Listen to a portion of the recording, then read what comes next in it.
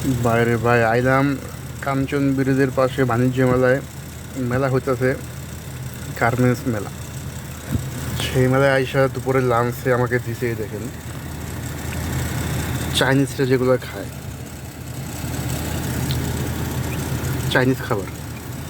যেখানে আছে রাইস, রাইসের সাথে যে সবজিটাই আমি এখানে নিছি, রাইস সবজি। চাইনিজরা খায় এগুলা। সবজিটা একবারে কাঁচা কাঁচা, আর এগুলো যে কি আল্লাহ পাকে ভালো জানে। এখন খিদে লাগছে, খাইতে হইব। তাও মনে হলো যে এটা ডিম আর এটা খাসি হইতে পারে, আর এটা হচ্ছে সবজি আর কি। কিন্তু সবচেয়ে যে জিনিসটা হইতেছে, এটা গন্ধ শুনে আমার অবস্থা একবার খারাপ। এই যে জিনিসটা আপনি চামিচ দিয়ে দেখেন, যে এটার ভিতরে যে কি এগুলা একদম পানির মতো। দুইটা বিফ নাকি মাটন বলতে পারলাম না, দুইটা ইয়ে আছে আর কি, হাড্ডি টাইপের, নদীর মতো আর কি।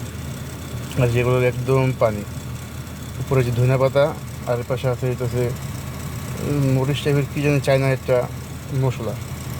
তো এই হইতেছে আজকে আমার দুপুরের লাঞ্চ।